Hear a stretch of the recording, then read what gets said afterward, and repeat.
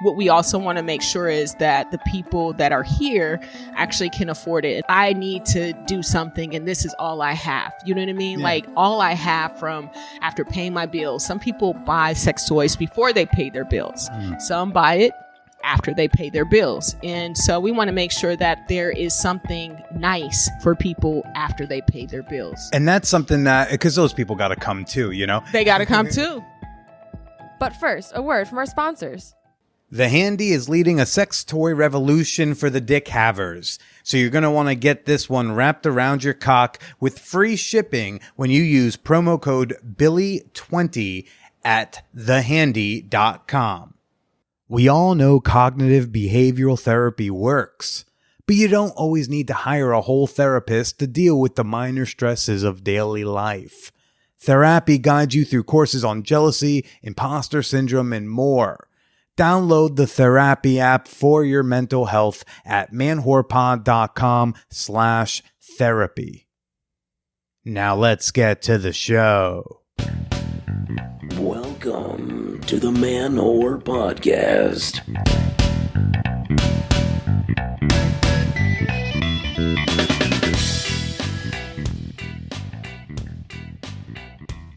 What's up to all the sex toy capitalists, dildo distributors, and butt-based businesses? This is Billy Presida, and you are listening to the Man Whore Podcast. That last one was a little shout out to B Vibe. Hey, a butt-based business that's very near and dear to my funny bone. Hi, everybody. Welcome to the show. This week on the pod, I've got on Nenna Joyner. They are the owner and operator of Feelmore Adult, a sexy brand that has sex toy shops in Oakland and Berkeley, California. And as you're going to hear later, has a lot of bigger plans on the horizon. We're going to talk a bit about toxic sex toys, the affordability of sex toys, talk about hustling in business, and a little bit about their love life. Hurry up, someone, put a ring on it. Come on now. And I'm going to share more of Nenna in a little bit. But first, I know y'all need some serious sexy time recap. I'm going to share that with you. After I share that, hey, we have just two slots left in the Fan Whore Fantasy Football League. All right. Yeah, I know. I bring this up a lot. If I had a different type of podcast, I think this would have been filled up a long time ago. But I know how a lot of y'all feel about the sports ball. It's okay. But it's a thing I like to do. We've been doing it for years. It's a $30 league. We're going to draft in early September, maybe at the end of this month. So if you'd like to snag one of those slots, shoot me an email at manwhorepod@gmail.com. Of course, you can always use that email address to send me your comments, your questions, your criticisms. You may even hear some of it on the show. ManWhoreCon. I am back in action after a nice weekend, relaxing getaway in upstate New York with a nice intimate crew of fan whores for I don't want to say a debaucherous weekend, but just when you put the whoreheads together, Fan Whore Nation kind of has an idea of what they'd like to experience. So I'm just going to try to build a safe, fun container for that if they choose to do so. ManWhoreCon, this was our fourth one. It was the most relaxed of the ManWhoreCons. No itinerary, no sponsors, no big shows and running around New York City. Just a nice, relaxing time with some like-minded, sex-positive individuals. And I think that's what a lot of us just needed. We just need to be around some people where we can have some conversations that we can't have at home. And I thought that was a really cool thing. You know, people seem to have a really good time, and that's ultimately what I was going for. It was cool watching people just kind of do what they needed to do. Some people went on a hike, check out a waterfall. We make a campfire. We played some games. Of course, watched Short Bus, and that one wasn't even my idea, which I thought was cool. John Cameron Mitchell must have known that groups of slutty people would use his film in the future as like foreplay into group sexy times. He must have known that. The coolest part, which I know is not going to be the sexiest, but so many very cool conversations, group conversations would sprout up in random parts of the house. It's not like I arranged it. It's not like 2:00 we're going to talk about polyamory, but just like A conversation about communication strategies in relationships pops up around the island in the kitchen. Up on the top deck, someone brings out their Bad Dragon toys and we're talking about sex toys. Out on a hike, you might be talking about sexual shame that you were instilled with as a kid. And, around a campfire, we might just tell some really sexy sex stories. So it just felt like I was hosting a bunch of these little like sex positive salons. If you read about like the intelligentsia in the art world, like 100 years ago, 80 years ago, whatever, they would, artists, intellectuals, high society, bohemians, they'd get together and have conversations about culture and art and politics and love and sex. And they'd have like a little soiree with like drinks and conversation. And that's a lot what Man HorrorCon felt like, but clothing optional. We were having this discussion about something, but like pretty much everyone on that top deck was either like naked or topless. I think I was actually the most clothed person at Man HorrorCon. It was interesting. Why, Billy? Why'd you have all your fucking clothes on? Because I fucking felt like it. That's why. Billy likes being naked a lot of the time. Not all the time. I have agency too. But the debauchery, the sexiness, all that stuff. That's what you want to hear? Gosh. I think it's best that I let some of the people from Man HorrorCon share that themselves. So I'm just going to read a few excerpts from the Sexual Achievement Sunday channel in our Discord server, The Champagne Room, which, by the way, The Champagne Room, totally, completely free to join, to read, to participate, to connect with people. Like I think I said earlier, a lot of these people were meeting each other IRL for the first time, but many of them knew each other from The Champagne Room or from The Peep Show, our private group chat for Patreon members, and some have been to past Man HorrorCon. So I'm just going to read a couple snippets about what people got into. One woman wrote, "On Saturday night, the combo of delicious weed cookies, the heat of the sauna, my pent-up sexual energy, and last but certainly not least, the cute guy stroking his cock beside me resulted in an orgasm achieved without touching myself. I then thoroughly enjoyed watching said guy continue to play with himself, not coming until I gave him permission. If watching someone blow their load can qualify as a sweet experience, this was that instance, just a blissful vibe around the whole encounter." Another woman wrote, "We laid side by side, facing one another, fully clothed, making out, holding one another's faces and whatever parts of flesh we could find between folds and ripples of fabric. This is where the day of gin and tonics and Rice Krispie treats caught up with me, and as much as I wanted to have my way with him then, I knew a nap was in order. We both stirred awake before daybreak and resumed the sensual experience from earlier. I allowed myself to get out of my head and embrace the full rapture of his face between my legs. He was patient, gentle, and very in tune to the subtleties of what was working for my arousal and body. I got to the point where I was so close to full body orgasm and squirting many times, but I needed some Hitachi assistance to put me over the edge. He watched me work with my wand for maybe 10 seconds before I moved his hand to feel the full force of my coming over and over on his hand, on his legs, multiple times. It was magic. A word of advice was given about going to Man HorrorCon. It's written, set no expectations, come with an open heart and open mind and enjoy the vibe with your people. It was seriously such an awesome time with the raddest people. Thank you, Billy, for facilitating a space for all people to let their freak flag fly and own it. And I'm so glad you did. And I'm so glad you all did. I'm very proud of all you fucking weirdos. You did great. You did the socializing. You did some of the sexiness, and I hope you take like an element of that freedom and bring it back to wherever you came from. Look, this came up, and this is not me whining and complaining, and I told myself I wasn't going to bring look, it's coming up. One thing that did come up was, I think I alluded to sharing the podcast publicly, because a lot of people were like, oh yeah, I tell like a couple people here and there, the ones I think would be into it. To which I usually go, like, you have no idea who's going to be into the show because not everyone's being open about being interested in these topics. The people you wouldn't think are likely to be into these topics are sometimes super into these topics and they're just feeling some shame about coming out about it. And, a lot of people said that they weren't comfortable sharing the podcast publicly because they didn't want people to think something about them. They didn't want someone to assume that they were non-monogamous or that they were kinky or that they were queer or that they were really slutty or that they were really vanilla, but also just simply curious about these topics and stories, whatever.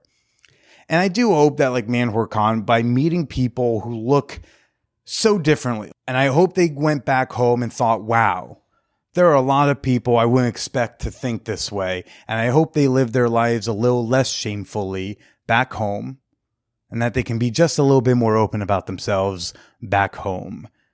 I think one way to live with a little less shame about sexuality is just simply sharing my podcast on your real social media. But hey, however you do it is how you do it. And, thank you to everyone who came to ManWhoreCon this year. Thanks to everyone who came to ManWhoreCon in the past years. I'm really looking forward to doing it again next year. We'll see how this COVID stuff tracks. And to be honest, so long as I see the demand for it, I could totally see myself doing some small regional intimate ManWhoreCons in different parts of the country, do 1, 2, or 3 of them and then have the big blowout one in New York City. So we will see. But I had a lovely time. I didn't get too sexy. I think I only had one orgasm at ManWhoreCon and no one provided it to me. So I think this is the first time I haven't made out with anyone at a ManWhoreCon. I was very okay with that. To be honest, I was feeling just a little sexually spent, emotionally spent. To be honest with you, I kind of had weekend after weekend. I had big thing. So, or travel. So I'm really relieved that's, passed. And yeah, I went up there being I don't think I need to fuck anyone or hook up. I think I just want to relax, and relax I did. Save the sluttiness for everyone else to enjoy for a change. Although that one cum was a very fun cum. So I very much enjoyed that entire encounter. If you want to go read more about ManWhoreCon, we have an entire ManWhoreCon channel in the Champagne Room, but I would encourage you to introduce yourself at manwhorepod.com/Discord. I know I keep saying Discord. I know Discord's really intimidating to a lot of people. It was intimidating to me even just 1 year ago.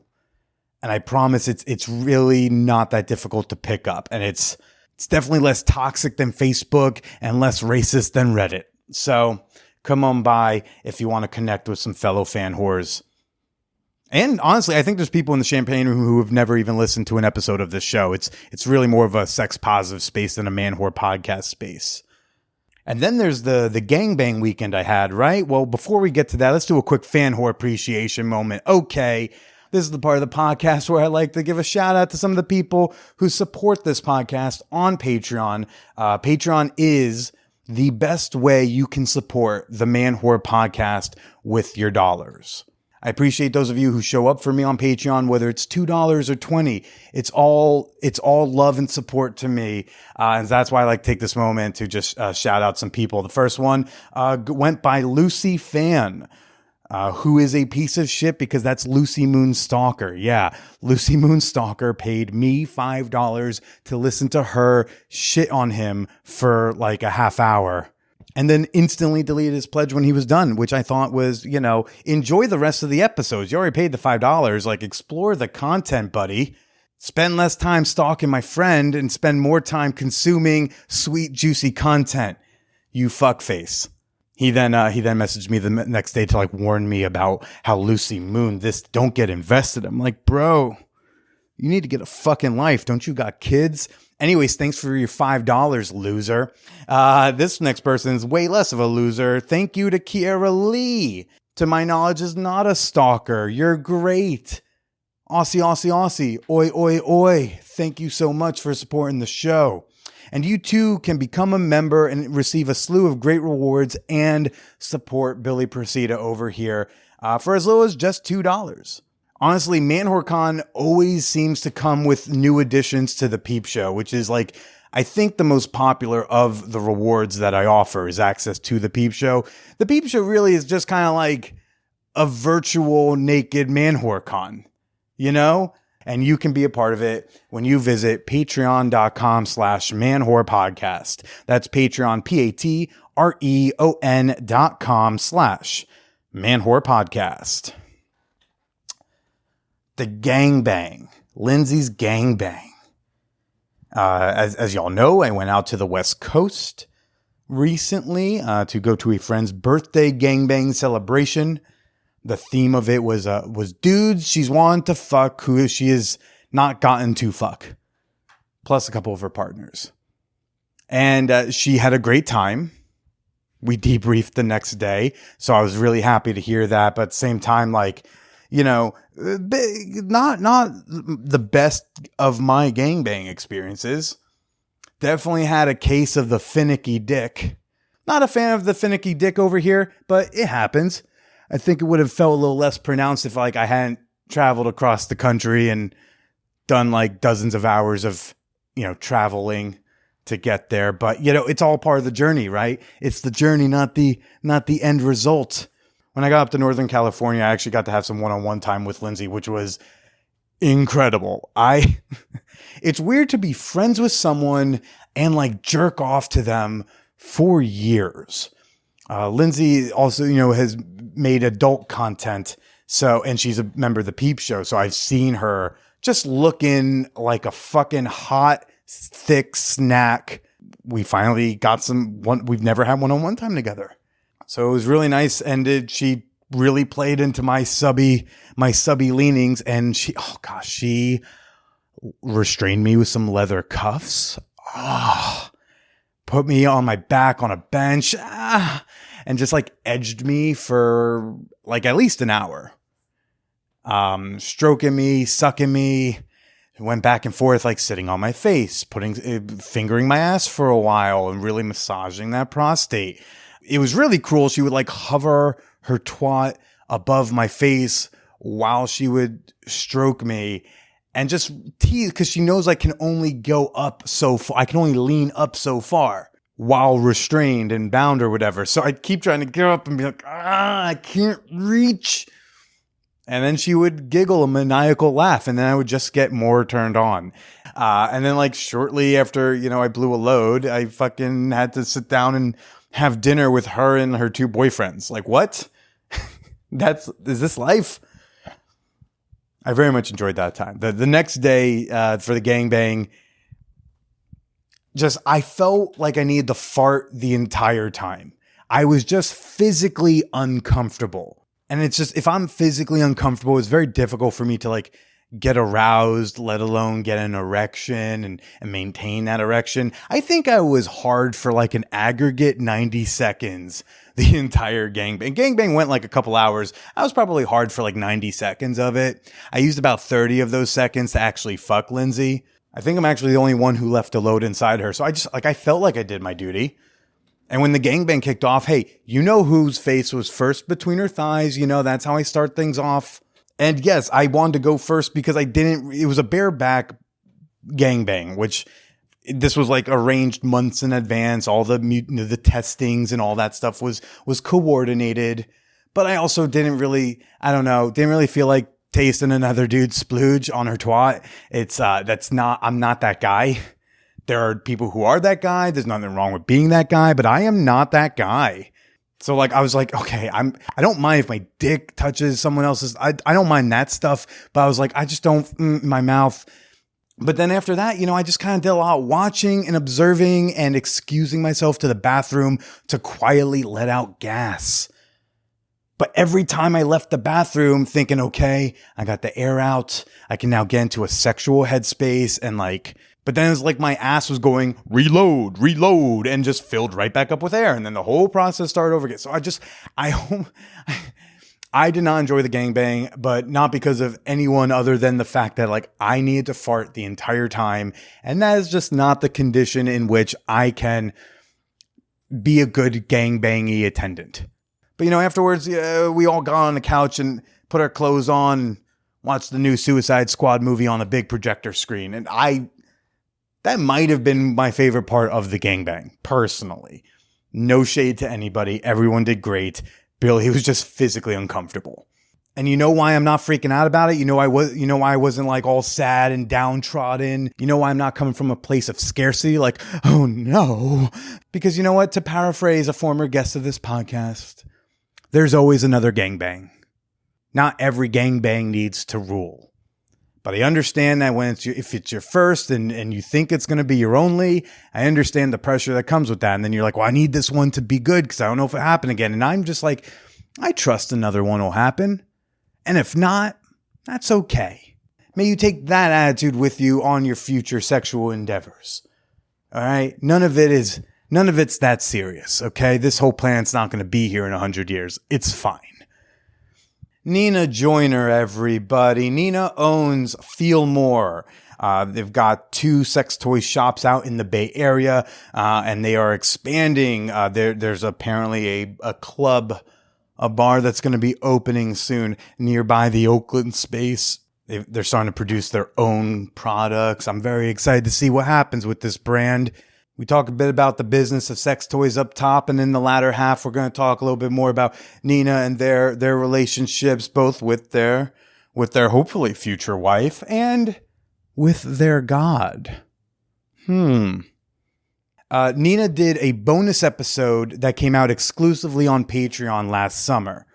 I've got a link in the show notes to that specific bonus episode, whether you've never joined my Patreon and that's what's going to get you in, or if you are a $5 and up member and you just want to, you missed it and you would like to go directly to it, I'll have a link in the show notes. Interested? Good. Let's go chat with Nenna Joyner. The Man Whore Podcast is sponsored by every dick haver's favorite, the Handy.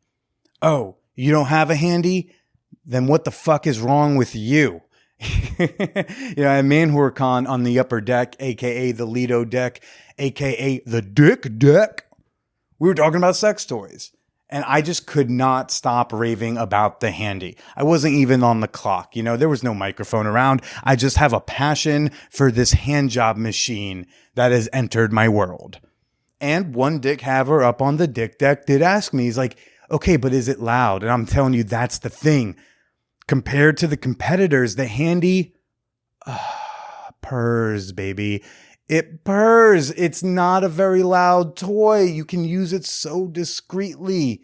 No one needs to hear you in the other room. As long as you keep a hand over that pretty mouth of yours, hey. And you can get free expedited shipping of a Handy to you when you use promo code Billy20 at thehandy.com. Since these are from our friends over in Norway, it can be quite pricey to get a Handy sent over. So my code Billy20 will save you 20, 30, maybe even more. Head over to thehandy.com, strap your cock in, and enjoy the goddamn ride. You are so welcome. One more time. The code is Billy20 at thehandy.com. We all know that cognitive behavioral therapy works, but we all also know it's expensive. And that's where my friends, the Therapy app, come in. Therapy for your mental health. I'll be honest, I'm not even sure if I'm saying the name of this brand correctly, but I know it's therapy with 2 P's, and I think I'm coming pretty close. It doesn't matter how you say it. It matters the service it provides. Therapy is a guided self-therapy app. It provides courses and daily sessions and tasks to really help break you out of these smaller daily issues you face. You got attention issues? Are you feeling down in the day? Do you struggle with anxiety and panic attacks? Therapy is going to give you tools and coping mechanisms to get through it. Having a better daily mental health makes you a better partner, makes you a better lover. It makes you a better cog in the capitalist machine. It's important to take care of yourself, and that's why I want you to give the Therapy app a try. Head on over to manwhorepod.com/therapy, or you can go to manwhorepod.com/therapy. It's therapy with 2 P's, whichever one floats your boat a little bit better. There's no wrong answer there. That's just going to bring you up to the app, and you can download it on your phone and start improving your daily mental health today. One more time, download the Therapy app at manwhorepod.com/therapy or therapy with 2 P's. Now let's get to the show. have participated as far as like being a dungeon monitor, supporting. You've been the hall monitor? I have been the hall monitor. I have cleaned up and, just made sure people were sticking to the consensuality of having open sex with others. And just safety, it's kind of fun to be in an environment where you're just supporting. Like I had to volunteer, volunteering. You think volunteer at a soup kitchen, out in the community, cleaning up weeds, but you never think about volunteering actually at a sex party. It's important. It's a real thing. It's an important thing. You need people to help set up and break down. You need someone to. In my play party community, it's always like, hey, you get a free ticket. You do like a shift helping out, whether you're a guardian, which you're is kind cheap of fuck there. I mean, I've been in those situations where I'm like, I don't got $60 for this right now. It is expensive, and the outfit, and the fucking outfit, which like you know what? I found my new hack as like a male body person thing, body stockings. So body stocking, if I can get a couple body stock, I can just put that shit on. Mm-hmm. I'm done. You're done. I look like I tried so hard. It's affordable. It looks like I did effort. Cheap. You said affordable. It's really cheap. You can get a fucking body stocking. That's like getting socks, pants, underwear, shirts, and sleeve all in, and sometimes headgear, because sometimes they come with head stocking all the way down to the toe. So it's cheap. It's cheap as fuck. Well, something I've read you talk about before, owning a sex toy shop, because we're here again with Nenna Joyner from Feelmore out here in Oakland. You've talked about like the range of affordability of sex toys. Yeah. I think affordability is important. I think sometimes a lot of people walk by and they'll say, hey, that's that expensive sex shop. I like that. I think sometimes some people have to subsidize the business, right? For any kind of company, corporation. Health insurance. Yeah. Like people have certain types of income or product base actually subsidize the business. And what we also want to make sure is that the people that are here actually can afford it. And that just doesn't mean people visiting, come in from out of town, up in the hills, Oakland Hills, or in San Francisco, but on the lowlands. And when I mean the lowlands, I don't mean just people in certain parts of Oakland, but I mean just the economic low point where they're like, shit,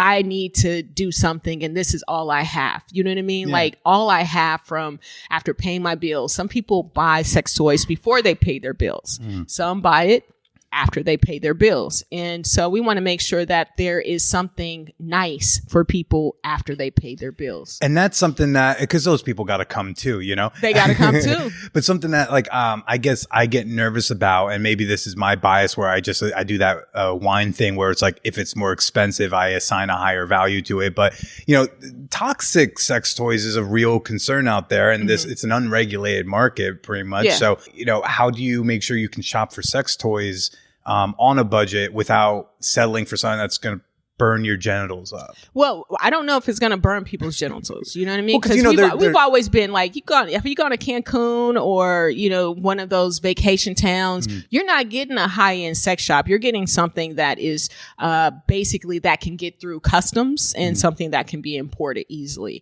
And sometimes the cost of import way outweighs saying going towards a silicone, because it's like, I can get this product in. I think that every body, and meaning individual physical body, is different, and that every body actually will react differently to certain products. What you want to do is, if you would allow your child to play with that, would you want to play with that in your body? And so I think that for me is like, yeah, but I can still play with it, because we still buy the cheap shit in our homes, right? Every home you're going to walk into is not going to have a BPA free bottle, for their water, or a filtration system for their water system in their refrigerator. But I think that you just need to, be vested as a business owner. You have to be vested in the products that you're bringing in, and making sure that, look, this is not so much as this is why it's cheap, but this is a quality product that has a different material. And I think talking to people about not so much as just being cheap, but also just being about material, and also how long they can use it. It's like for masturbation for a guy. Yeah, you can use this egg right here and get off a couple times. But what about this one? This is like 2 or 3 more times than that one. Oh, and this one right here on the other end, you get about 15, 20 or lifetime, depending on how you maintain it.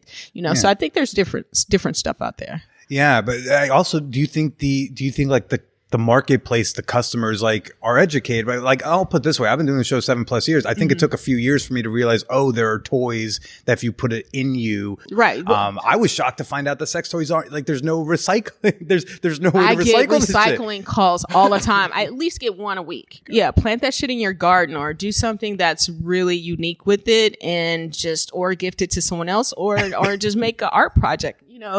Look, the art project is right now, I think, is the safest bet with those. But just the fact that just my thought of like how many old rabbits are like in a landfill fairly intact. A lot of sex toys out there. I really get a lot of people like, look, I can't do anything with this. So we sometimes we offer those things for sale. We tell them that they're gently used or there are demos and people buy them. So I just see that. You have to, some things are going to burn. Some things could be plastic, not good for your body, but you can also still buy those products and use condoms. So that's the way to go to battle against is like, if you don't know that you got safe materials, put condoms on those toys. Absolutely. I think condoms are very cheap. They're ubiquitous and someone can actually take a product that has been used in butt sex, that silicone that's been used with silicone lubricant, still use it because it's inside of a condom or a female condom, which is much bigger and depending on the size of the product. But I think you have to get creative with it. If I'm in freaking Cancun and I need something, do you think I'm going to compromise my needs for I got to wait till I get back home to get something that's silicone?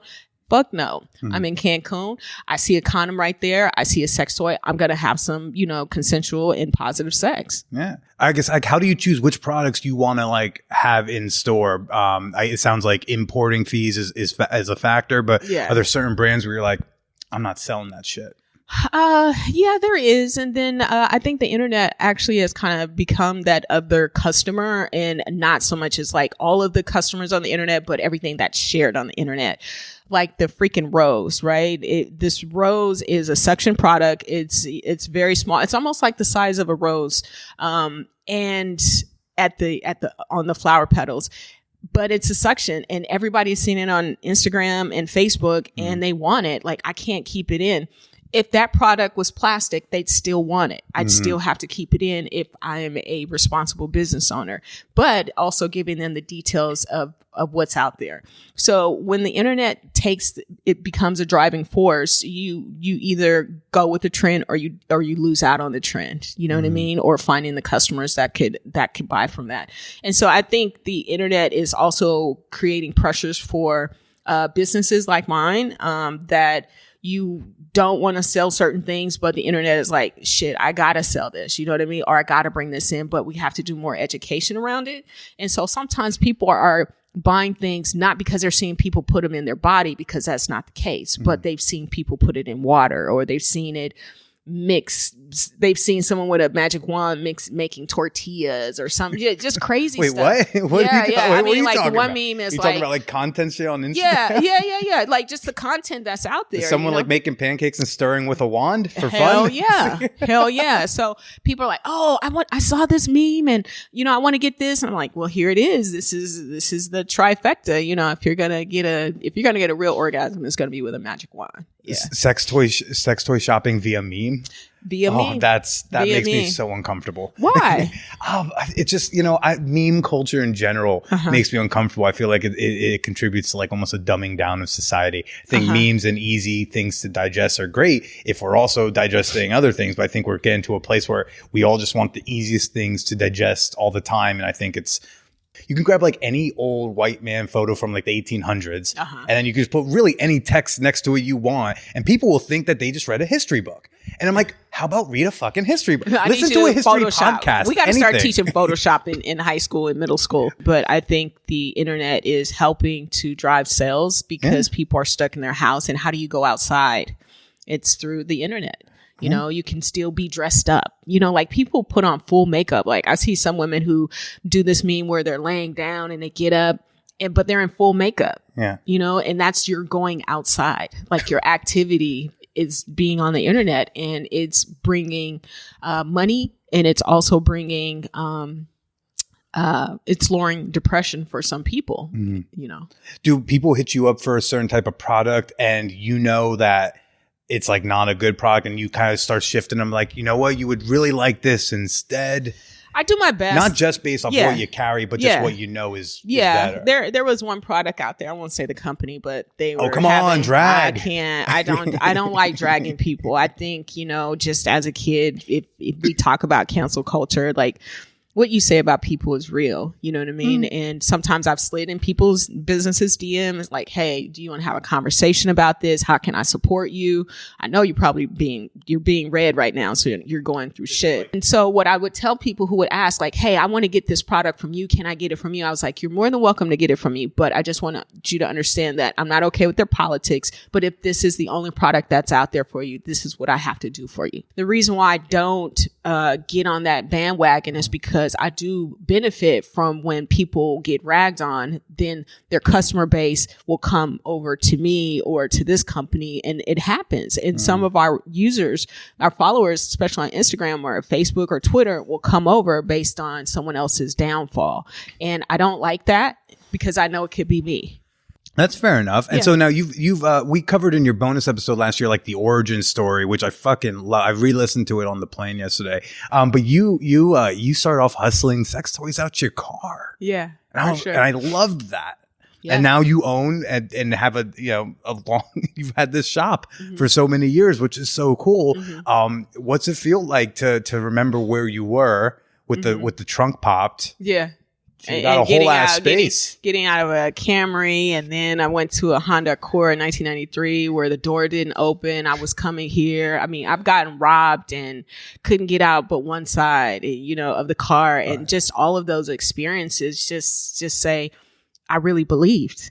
You know what I mean? Like, if you look back, they're great experiences, but the main thing that came out of that for me is that I really believed and didn't look down. I think the thing is to not look down in your dreams, because when you look down, you can fall. It's like the tightrope. We've seen those. There are a couple of famous people who are doing tightroping in New York, but the whole thing was not what they were doing. It was about looking down. Now we have 2 stores. We have this one in Oakland. We have one in Berkeley.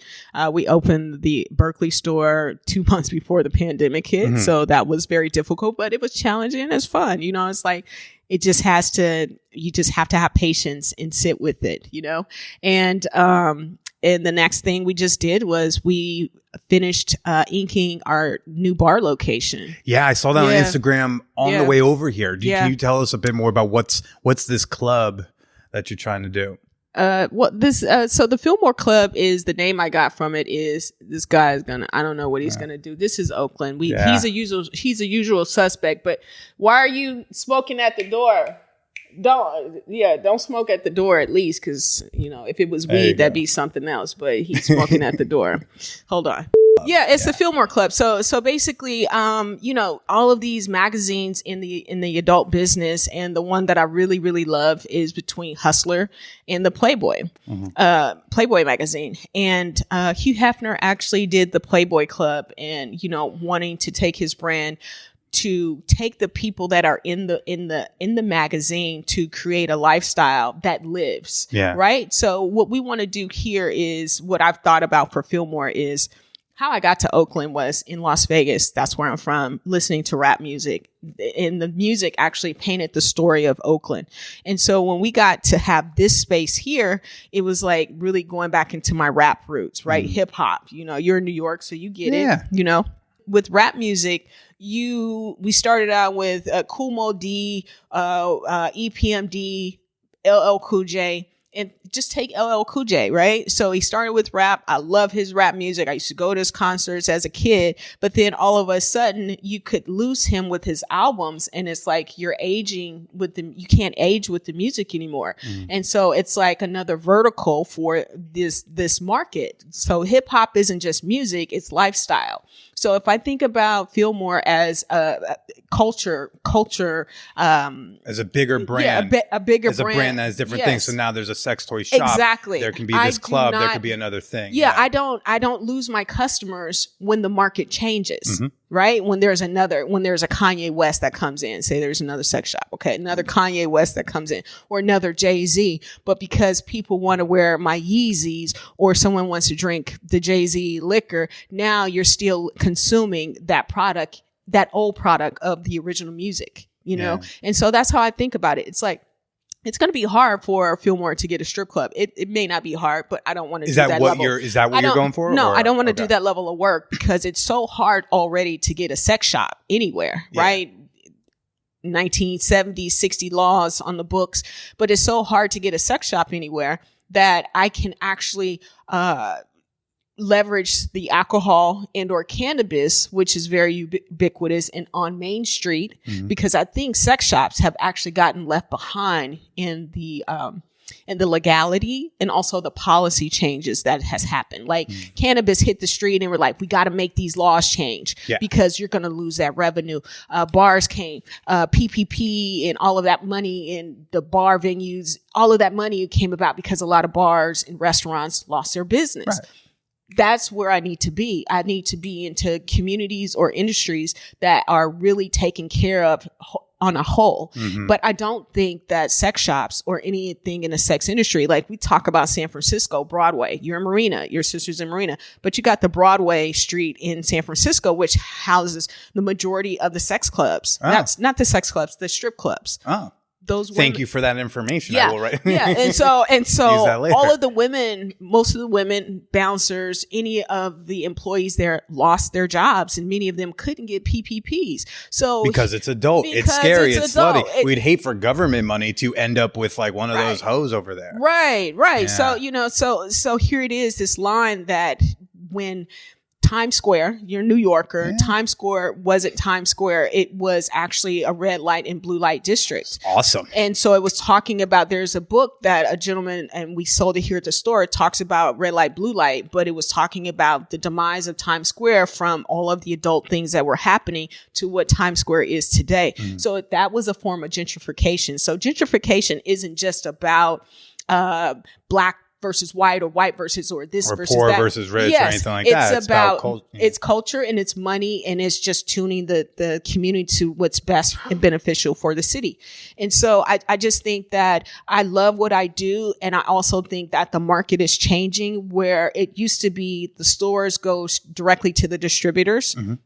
And the distributors went to the manufacturers, and the manufacturers went to China or any other, big conglomerate to create their product. But now it's the consumer is watching Instagram, and these videos that are happening are coming direct from the plants that are making these. So now the consumer gets to skip over the retail store, the distributor, and now they get to go directly to the company that is making the product. This company that makes a product doesn't even have to have a store. They just have to have a good product and a good meme. Yeah. You know what I mean? So where does that leave me? A good GoFundMe page. If it goes viral, they'll be like, they'll sell a bunch of units that they're not even in stores yet. They're not even in stores, and the people are waiting 2 weeks to 4 weeks to get it. And so what happens to me as a store? So I have to continue to create the brand. So there's a notoriety and a nostalgia that comes along with what we do, and transferring the customer service level that we built with our current spaces to anything else we're doing. Like candles. I just made over 500 candles. We do candles. I'm on my way to the magic show because I want to be able to get our brands in other spaces, not just have people come here to our store to buy things, but to buy them. Don't just come to Feelmore to buy. No. Buy Feelmore elsewhere. Exactly. Right. That's dope. Buy Feelmore elsewhere. So our new billboard campaign is Feelmore. It makes sense to highlight our candles, because it's so hard we have a billboard down the street. It's so hard to come up with something so often, so culturally relevant to make people want to remember us. But it's like, now I need to sell this product, because I can't put vibrators up there. I can't put dildos up there. You can't because I'm a sex shop. Yeah. The things as in, like, the billboard company will say no. Is there a law that says no? The billboard company says no. Clear Channel has the biggest billboard collection in the country. They have the best retail locations of those billboards. Now you can go to CBS out front and do that all day long, but their boards are in some places that your customers aren't going to be. And so it's like, okay, let me play with the more restrictive one and learn how to get around it. So now to get around it, I get to put my product up there. So is the club going to be a bar? Is it going to be like a membership club? Like what's it going to be? It's definitely a smaller space than what some are used to, just because of the configuration. But I really like it. I've traveled. Cubby Hole is tiny as shit in the New West York. Village. I love Cubby. Someone else was telling me about that. But I've gone to Tokyo. Those bars are freaking small. Around Paris, freaking small in certain places. So I'm not discounting that. That's just the American perception of, that's small. Like, no. Yeah. You have to have travel. I have seen 30 lesbians cram into a very small bar and have a grand old time. It's like it sounds like Henrietta.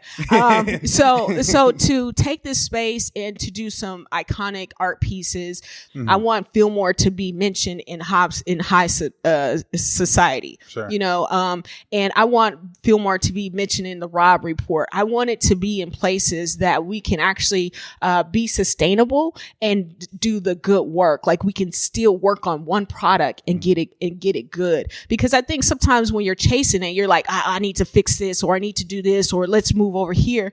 But what we want to do is really get good at what we're doing. Like these candles, I want to get better at my candle labels and things like that so that I can get them in Neiman Marcus. Yeah. You know what I mean? Like that's the shit I want to do. People in Neiman Marcus, they don't necessarily know it's a sex toy shop candle. They just think this is a nice candle. The hard part is like get the first product in there, and this will be my entry product, and then the conversation gets deeper into, Urban Outfitter candles, Feelmore gear. Like we have a Feelmore hat over there. We do pop tops. We got boba. We got tanga.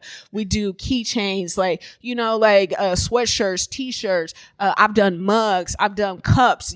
Just the whole thing what Playboy did is something. It went beyond it went beyond the nudie magazine. It's not expanded to other things. Exactly. Yeah. Exactly. It's sexy. We're not sex. We're sexy.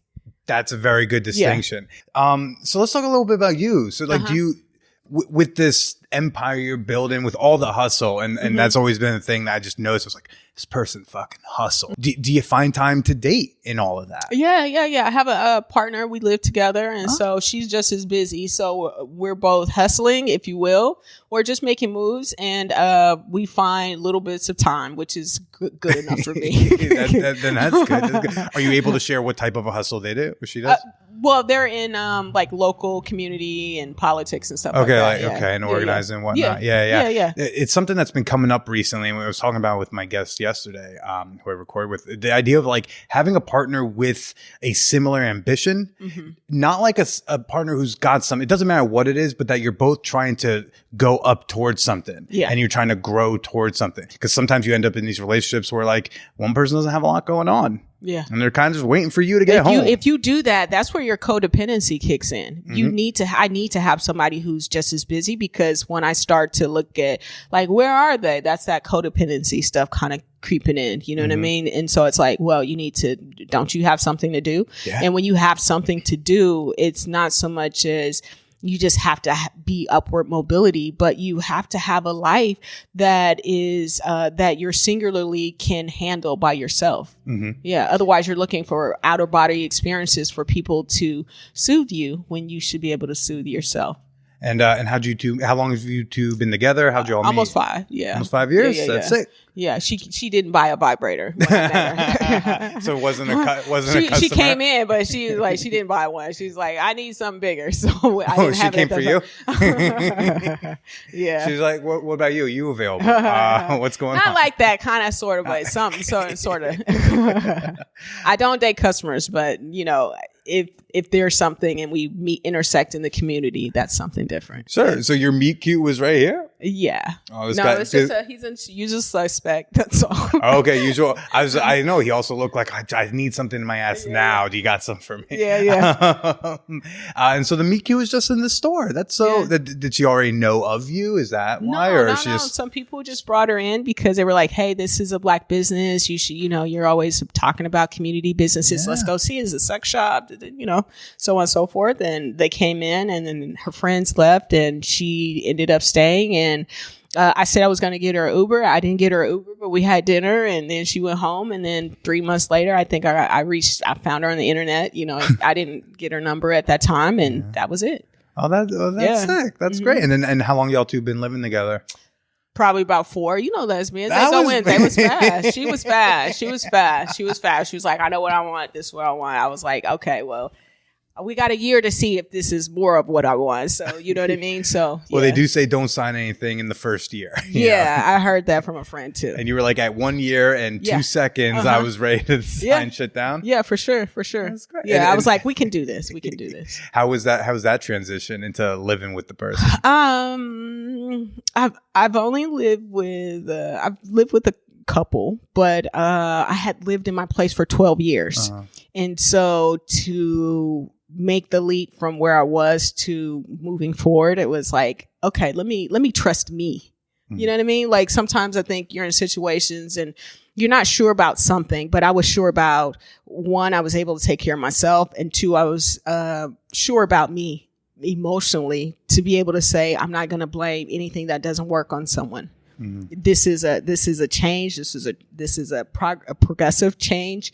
And I think, I'm going to enjoy it. I'm not going to enjoy it because of that person. I'm going to enjoy it because this is what I want in my life. And so basically I knew that I was not moving because of them, but I was moving with them. You know what I mean? And I think sometimes we make decisions about doing things with people because I'm doing it with them. They said this and we're going to do this. I was like, no, I need to make this for myself. I needed to move out of poverty mindset. You know what I mean? And also like I can have more, I can do more, I can be more.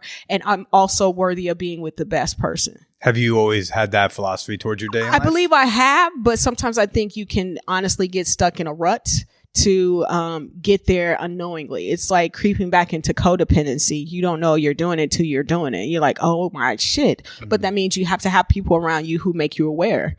And you also have to start to draw. Is one of those people over there? Absolutely. I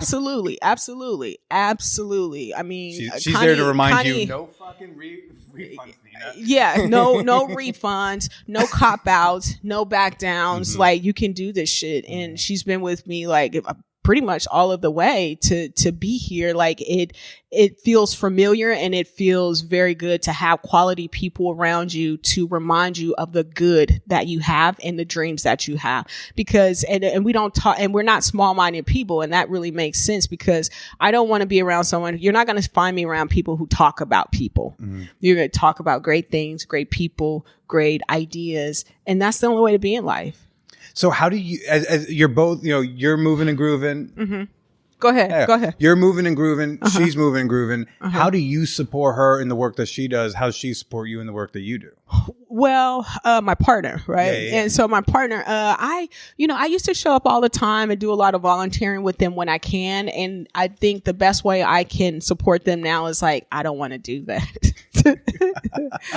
I mean, you have to, because then you resent, right? You don't want to overextend. You extend up to a point from your overflow, and then you're not saying I'm not going to give but you're like, I need to take this time for me. One, because I have a lot going on. And then two, not expecting anyone else to show up for me because they have things going on as well. So I think it's just knowing that there's this book that being together, but being one. That you can be in a relationship with someone like this. My parents were addicts, so I had to really kind of do a lot of understanding about relationships. And you can be in a relationship with someone, but you can still act singular. And it's not so much as this is mine, but you can act that you are a whole and complete person by yourself. Yeah. To get into a relationship and to be in a relationship. So it sounds like you don't necessarily need a ton of support from her. It doesn't sound like she needs a ton from you to accomplish the goals that y'all want. No, not at all. Y'all just need to be able to come home to each other at the end of the night. A safe space, a come home, and also like, hey, how did you doing? A good check-in, good motivational talk, and that's about it. Yeah.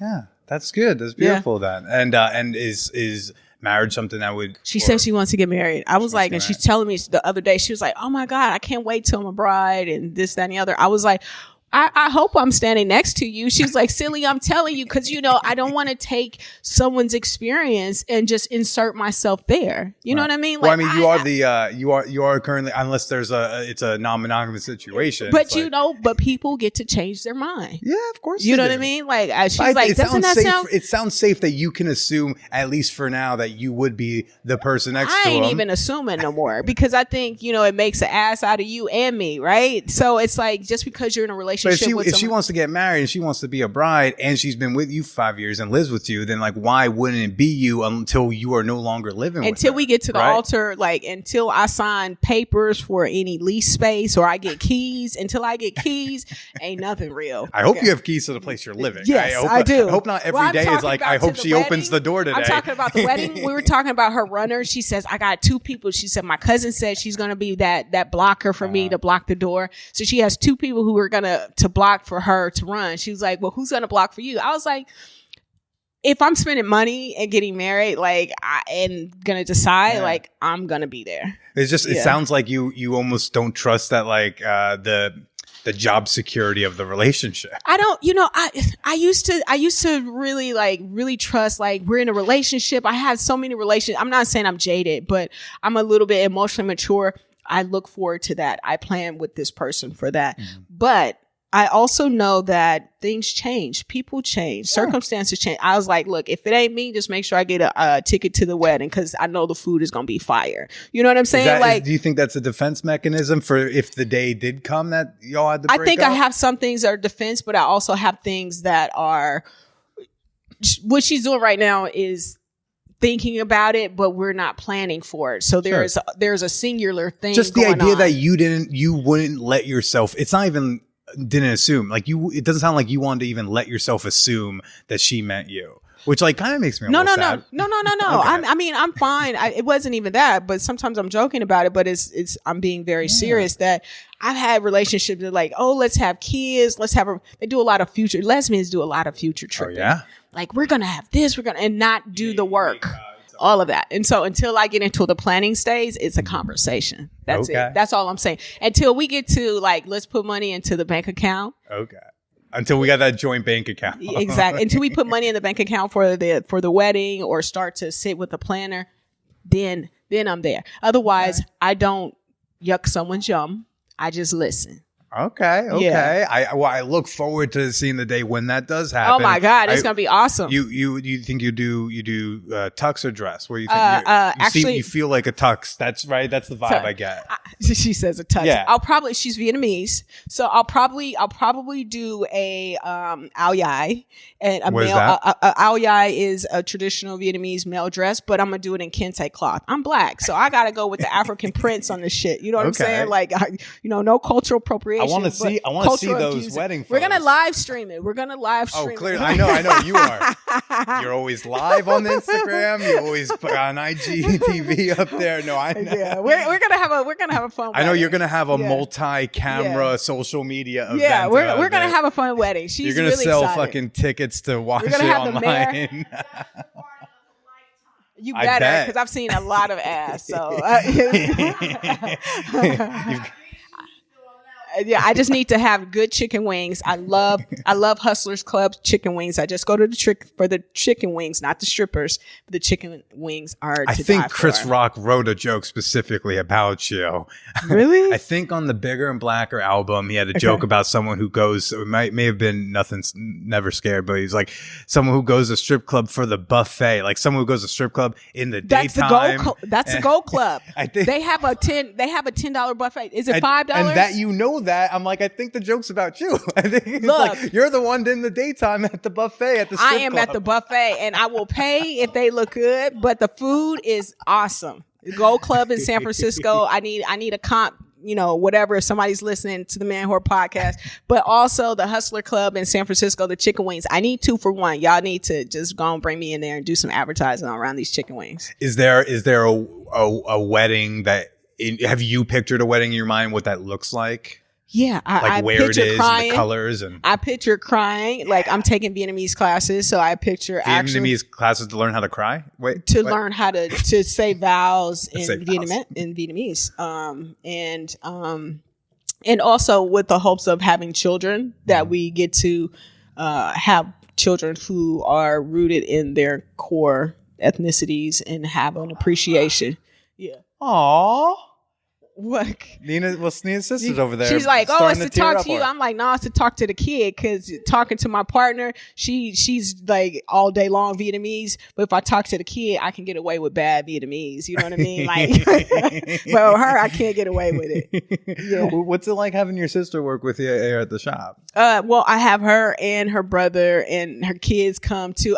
I'm happy about that. Like, I don't want too much family here because we don't have a hangout spot, but we have quality love here that get what we're doing, and all we're doing is extending the love that we have for ourselves to our customer base and giving them pride and dignity, and as they make their sexual selections. That's it. Yeah. Well, I remember you describing your grandmother in the bonus episode with the Magnum and stuff like that, and learning from her in Vegas. So like, does it make sense that like you and your sister and like some of your family like are here working on this, or did you all kind of overcome some kind of sexual shame or negativity that you might have been brought up with to I think I eventually did. be here? I think I did. I think I know you're also religious. I know you're also... I grew up Catholic and definitely still spiritual. But and actually my sister in Vegas just invited me to speak at youth ministry at her church. So I'll be do they know? Yeah. And they're cool with that. For sure. They're like, just don't bring any products. But like, for sure. We're going to talk about entrepreneurship for young kids and how you can tap into your faith. But I also want to kind of talk about Instagram and where you can find God at Instagram, because it's not easy. Where can you, which hashtag is God on? God doesn't have a hashtag yet. He's like, I'm in heaven is the hashtag. But basically in entrepreneurship things that you'll hear about self-reflection and dedication and staying focused. And I think that's where kids can experience God on a certain level. And so I want to talk about that too with those young kids. How when you said, you were like, well, I'm raised Catholic, definitely spiritual. Is that because you've maybe left the dogma a bit of it, and you were just like, I'm going to have my relationship with that person upstairs. I don't maybe need all the dance moves at mass, and I'm just going to be right. I wanted to be a brother. I didn't want to be the nun, because I didn't think they always had this headdress, and I liked my hair, and I was just like, I don't want to be a nun, but I wanted to be a brother. And then when I got older and I was like, shit, I dodged a bullet with all of the child, stuff that happened in the church. But two generations, and went to Catholic school, and it was indoctrinated that way. But also, I think when I got out, it was more Baptist. But I think for myself right now it's just really communing with, once you start to travel, I think, and look at other cultures, you look at their God. What God are they serving? What does the God say? And the connecting point is the center point of God loves us. Mm-hmm. And if I can come from that space, then I can do that. And that's also why I don't feed into some of the internet hate that happens for other sex shops, because I say I'm about love. I have to love my neighbor. Mm-hmm. And that's what the Bible says, love thy neighbors as they do their enemies as they do themselves. Mm-hmm. And so I think you have to find a common thing to help or to love about someone, even when they're wrong. And I don't think that people do that. And I just don't get into that or jump on the bandwagon. I just sit and sit in love for both parties.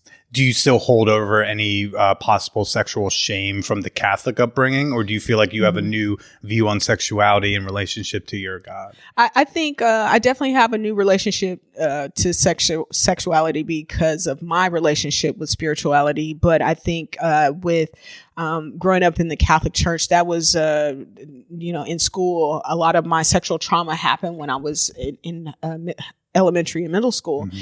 And so I think for myself, it was, how do I be a part of this sex industry and feel okay about myself? So I had to do a lot of prayer. And I also just let go. And every day I get to, someone comes in this space, I get to redo my trauma. Mm-hmm. So for the people that look like my aggressors or sound like my aggressors, and I don't know these people, I get to sit in love. I get to exercise my boundaries every single day. What does that look like? That looks like saying yes, saying no, not over suggesting to them or overselling with sexuality to make something happen. Just know that I'm good enough. And I think I wouldn't say, you don't say, oh, I'm healed or anything, but I believe that, the trauma will always be there, but I don't have to tell the story of the trauma. I used to tell the story of the trauma in relationships, like, oh man, like, this happened to me, so it can explain my behavior. But now what I do is, this is who I am, and I don't explain my trauma, because I'm not pulling up my trauma as an opportunity to use it as an excuse when something doesn't go my way, or when I want to find an excuse to reason with something that's unreasonable. That's a really mature way to look at it. That's a really a different spin than most people take. Yeah. I mean, honestly, I honestly buried my father and my mother with addiction. Like, my mom was on a program in San Francisco at UCSF. They have this great liver transplant program for people who need liver transplant, not just alcoholics. But to go with my mom through the program, to put her on the list, and for her to tell the truth when they said, we have to take you off the list. They said, have you been drinking? She says yes. And what happens is they take you off the list. Right. Now, you can lie. Mm-hmm. But she didn't lie to save her life. So I took that for me, that is a unique characteristic to have, for people to say, I did this. I made this choice. This was my choice. There is no lie that goes with the truth. And to experience my father's crack addiction, and then also myself to be so angry because I thought he was the best parent for me, right? He used to clothe me, dress me like a little girl. My mom let me just be me. And to go out in the streets after my father passed to sell crack cocaine. Mm-hmm. Like, I was out there in the streets doing that stuff. And then to be met with a vision, I'd say from God, that says, don't do this, because if you do this, this is how this vision looks. And then the next day to see that happen for some other people in my block getting pulled in by the police, to change my life, has given me an opportunity to heal from a lot of that pain that came along with addiction. Mm-hmm. Or having someone who wasn't responsible for you because they were in their own addiction. And then also, once I got out in the streets, what did it look like at 16 for me to take care of myself as a woman? Like, because I could have gone and stripped, I could have gone into sex work, but I chose drugs as one of the core businesses that helped me financially get through life. Yeah. That to have that display of integrity. I mean, she understood what was going to happen when she said that, right? She knew that, right? Because when she was ailing, because with the liver transplant, you have to be very, very sick for them to give you that liver. Yeah, and then they want to also make sure they're giving it to people who are like not. So she knew when she said yes, she knew what was going to happen, right? And then I called and begged and asked, can they put her back on? Did you ask her? Did you beg for her to lie? No, I called UCSF. I was like, can you put her back on? They were like, I'm sorry. How often do you see this level of honesty? Yeah. Come on, this one deserves. Well, she made her peace. Yeah. You know what I mean? Like, she made her peace, and you can't deny someone's course in life once they've made their peace. That's beautiful. Yeah. That's beautiful. Well, Nenna, thank you for chatting with us. At the Man Whore about politics and spirituality. My bad, but it's the truth. No, that's all right. We got like a lot. We covered a lot of topics here. We got to we did the sex toys. We did the politics. Billy has a halo over his head right now. Oh, far, he's making far the sign of the cross. But where can people go to follow Feelmore online? You have a great Instagram presence. If they want to shop the store online, if they want to come eventually check out the Feelmore Club, where do they go? Well, you're definitely going to come to the Bay Area if you want to physically see us. We're in Berkeley, one block from UC Berkeley at 2270 Shattuck Avenue in downtown Berkeley, and it's public transportation friendly. We're also at 1703 Telegraph Avenue in Oakland, which is in downtown Oakland, public transportation friendly. And then 2-minute walk from the storefront in Oakland, you can get to the bar at 1542 Broadway, and that's just on the other side of the street. So we'll be able to go from here to the watering hole pretty soon. That's dope. And Yeah. I believe the website's still feelmoreadult.com. It's Feelmore510.com. Sorry. Feelmore510.com. I have not changed it yet, so I just left it there. Feelmore510.com. And then also at Instagram and all of our social media is at Feelmore Adult. There it is. Yeah. Well, thanks again, Nenna. And why don't you go ahead and say goodbye to everybody? Peace out. I love you guys. Enjoy life. Just make your life the best life possible. Because as we know with COVID, this shit ain't promised.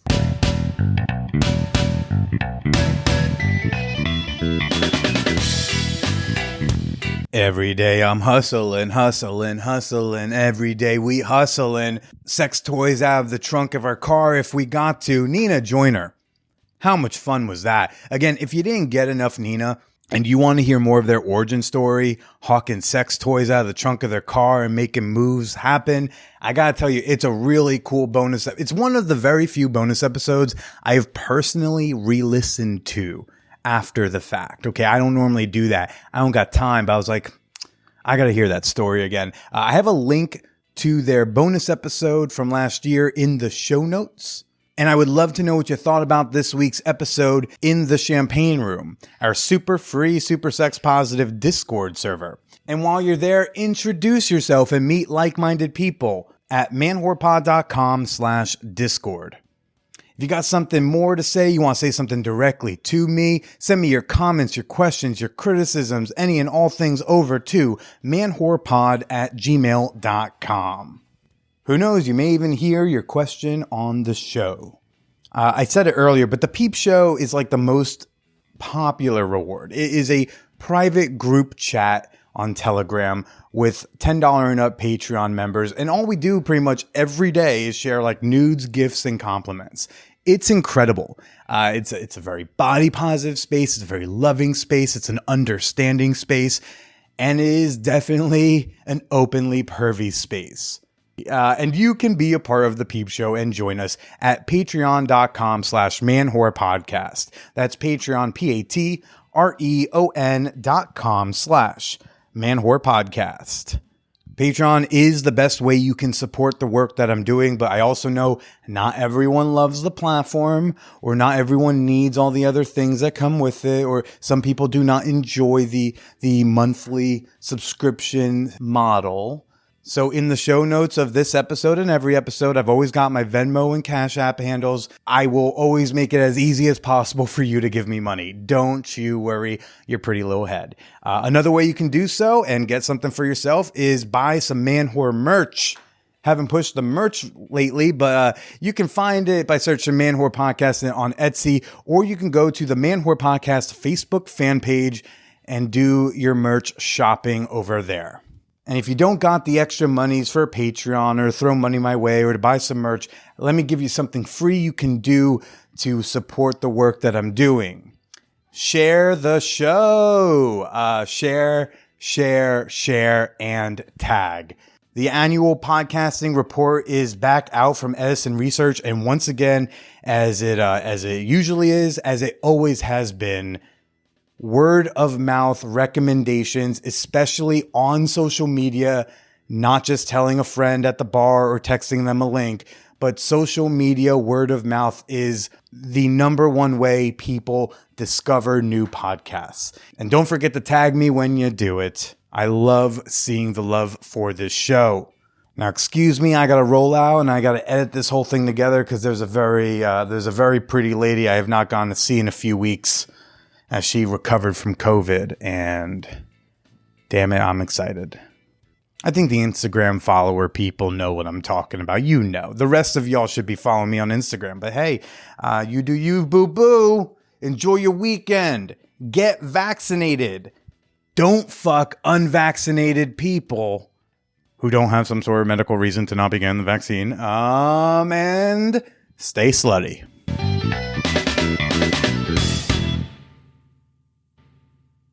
It's the vibrator that has no equal. And now, Motor Bunny offers their thrusting sex machine, the Motor Bunny Buck. Enjoy a fan whore discount at manwhorepod.com/motorbunny or use promo code manwhore at checkout.